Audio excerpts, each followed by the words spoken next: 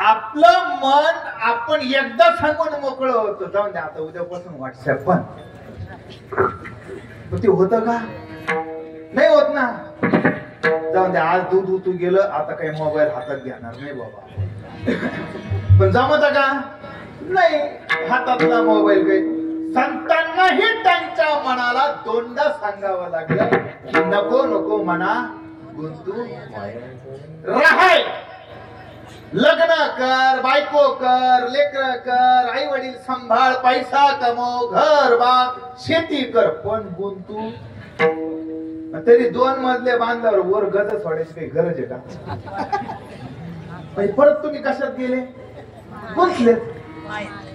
मायेत राहायचंय, संसार करायचाय, आनंदानं करायचंय. नुसतं गोड बोलून जमणार नाही. कास या एकांत शिववना आनंद तो जना माझी असे. नाही तर तुकोबारायांनी सांगितलं होतं मी काही आता जंगलात जाऊन राहणार नाही रे भाऊ. मी कुठं राहीन? माणसात. कारण मला आनंद कुठे आहे? माणसात आहे. मग आपल्याला कुठं आनंद पाहिजे? माणसातच. मग आपण कुठे राहतो? माणसात. पण आपण आनंदी आहेत का? सगळ्यात महत्वाचा हा प्रश्न आहे. मग संसार करताना करायचं काय? भजन करी.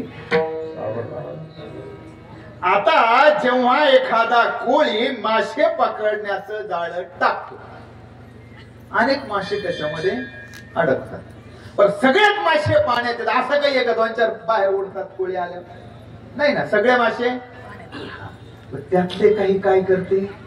ती गुंतत नाही. कमन? कारण ते मायेमध्ये गुरफटत नाही, मायेमध्ये वाहवत जात नाही. जसा कोळी पाण्यात उतरला की ते त्याच्या पायाजवळ लीन होता. ते एकदा त्याच्या पायाजवळ गेले की कोळी जाळं कुठं टाकतो? असा पाया टाकतो का? नाही.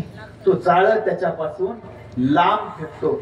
जे मायेत वाहवले जाणारे मासे ते सगळे त्या कोळ्याच्या जाळ्यात जातात आणि जे विठोबाच्या चरणाला भजन करण्यासाठी लीन होतात ते मात्र त्याच्यात गुंतत नाही. विठ्ठल